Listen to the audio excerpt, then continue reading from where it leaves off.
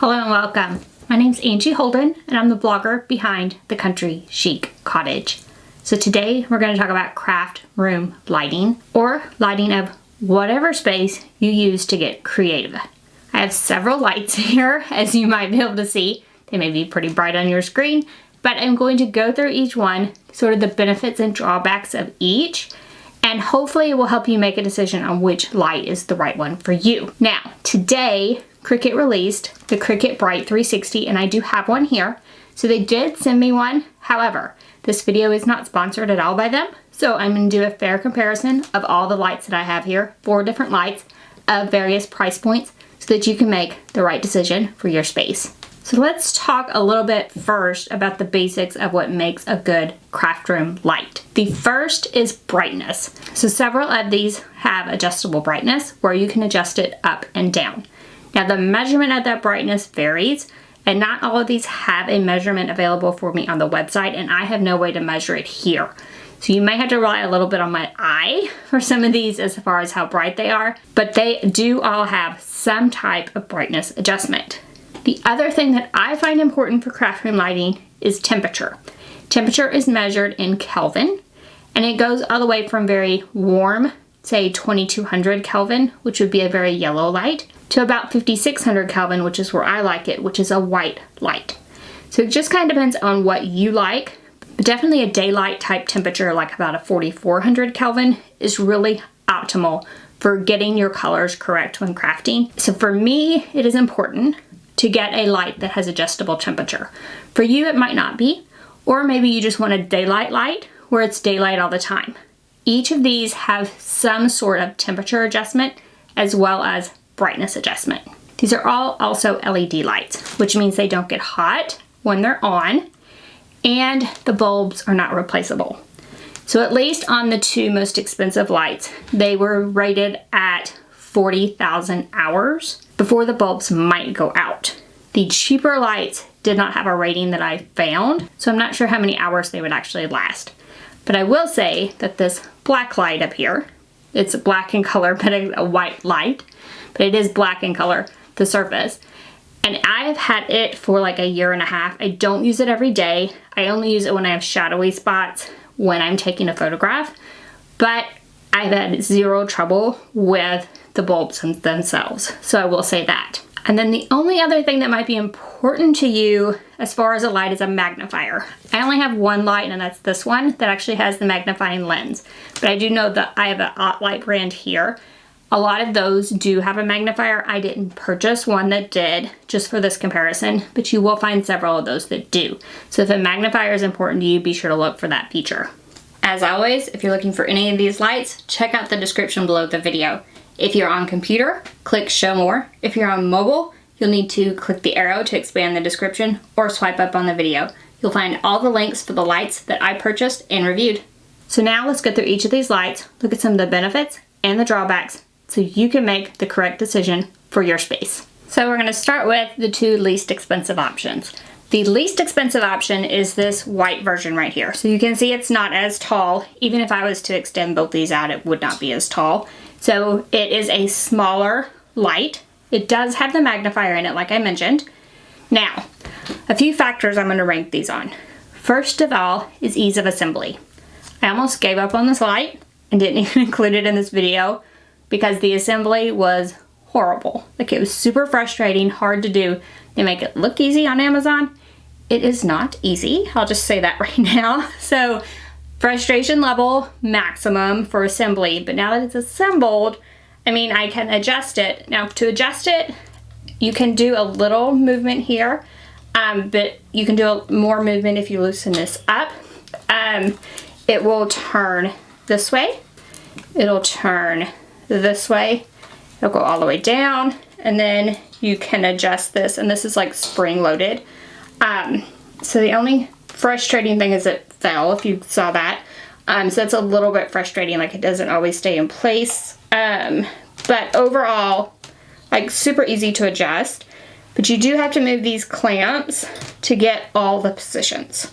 So to get into this position, I did have to move it. Both of these clamp to the table. So they have a clamp, it attaches to the table. It is super easy to use the clamp. The clamps on both of these are a similar size. So none of the lights I'm going to review have any battery, so all of these are plugged in, and all of them came with everything they needed. So the one thing I hate about buying something nowadays is sometimes you get that USB plug and you need the little box to plug it into the wall, so it kind of annoys me sometimes that I have to purchase that extra. But all of these came with everything I needed to assemble them and plug them in. Both of these lights are adjustable temperature as well as brightness by something on the cord. And it has a plus or minus for brightness. And then it has a little, another little button, kind of looks like two arrows for the temperature.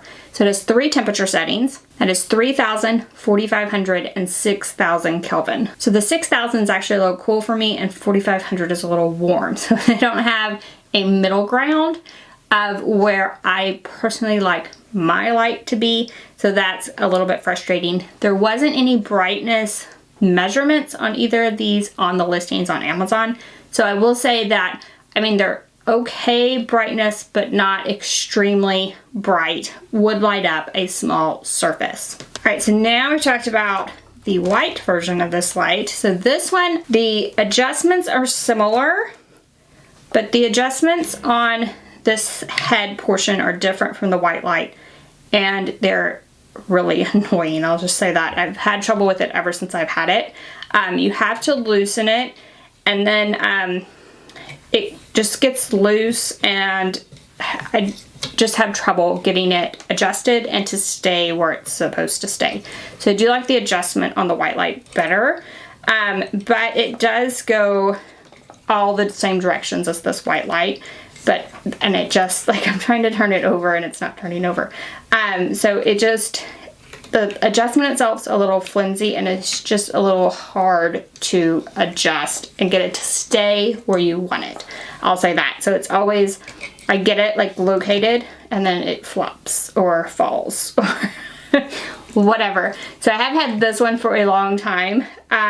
And I do get frustrated with the adjustment portion of this light itself. But it is taller, so I can even get it almost all the way out of frame here. It is much taller than the white light, probably almost twice as tall, maybe. So it is much taller, so it could be used in a wider variety of situations, I think. Again, it clamps to the table, however. The only floor model that I'm reviewing today is the Cricut Bright 360. There's not a ton of floor models or table models on the market that I've found, and that kind of frustrates me. So I'm not a huge fan of the ones that clamp on the table, like just for my craft room, not a huge fan of that. And it seems like the majority of the lights that are on the market clamp on the table, which is one of the reasons I kind of like Cricut Bright 360, because it has a floor model and a table model. But the table model, the base is really large, and I don't have that space on my table to dedicate to a base. So the clamp lights are nice because I don't have to dedicate space on my table to a base. But if I wanted to move this, so let's say I have it here to shoot this video, and now I need it to go all the way on the other side of my table, I have to untwist this clamp, find another place over there that's appropriate, clamp it down. So I'm just like not wild about the clamping and moving of the clamps. However, it does work in a majority of the situations. So I will say something else about these two lights. The white one, the cord kind of runs down this arm so that it just comes out the bottom down here and it's not in the way. This black one, something that's always annoyed me is like the cord is free hanging, and there's no clamps or anything to hold it to this base and run it down the base. So it's always sort of in the way. So we'll say that's like just a pet peeve of mine. Having had the black light for like a year and a half, that's just one of the things that kind of gets on my nerves, just like the cord is always in the way. So now let's take a look at some more expensive options and what you might get with those. All right, next up is the OttLite and the Cricut Bright 360. Now the OttLite I have is less expensive than the Cricut Bright 360. However, there are several different OttLites. OttLite is a brand, and there are several different types of lights. They make ones with magnifiers, they make ones that clamp like this, they make floor lamps similar to this, at a wide variety of price points. So I just wanted to do kind of a overview and comparison of how much I like the OttLite versus the Cricut Bright 360, and this was one that I thought I could use. so I got it. So now it has a long bar instead of the round head of the Cricut Bright 360. So it might not be a totally fair comparison, but I do think that I can tell a difference between the two lights. You can find the light adjustments right on the front. So there's a power button, then buttons to dim or brighten the light, as well as the M button, which changes the color temperature. So first of all, let's talk temperature. So the light has 3 temperature settings. Those are 2700, 4000, and 5000 Kelvin. So 5000 Kelvin is still a little warm for my personal taste. Might not be warm for you, but it is a little warm for me. And then the brightness measurements, both of these had maximum brightness listed on their listings. But it's in 2 different formats. So you can measure brightness in lux as well as lumens. So what I tried to do was to convert what the light is rated at into something similar in comparison to what the Cricut Bright 360 is rated at. What I got was that the light was about half as bright. I don't really feel that in person, but I do think the light is a little bit dimmer on the brightest setting, I will say that. So what does the Cricut Bright 360, what are its ratings? So it can go anywhere from 2900 Kelvin to 5200 Kelvin. And it has a sliding bar, so it can literally go anywhere between that. So you can get that daylight if you're looking for that around that 4400. Now it probably doesn't go as white as I like it for video, but that's just like my personal preference. I like 5600 like I said. So I went with this clamp version on the light. The clamp is much larger than the cheaper lights that I tested, which means it's more sturdy, but it also needs a bigger table area to sit on. So you kind of like lose a little bit. And like I talked about, the tabletop version of the Cricut Bright 360 has a large base. So the more robust the light, I think you will sacrifice some more table space. The light, of course, is a clamp lamp, similar to the ones we just reviewed. I will say that this one is much higher quality. The adjustment is amazing. So I don't have to turn any clamps, I don't have to do anything, I don't have to worry about it falling over because I can just adjust it. Just like the Cricut Bright 360. Again, you can like just move it with your hand and it stays in place. Like I don't have to do anything else. So I can put the light exactly where I want it in both of these cases, do my work, then move it out of the way if I would like to later.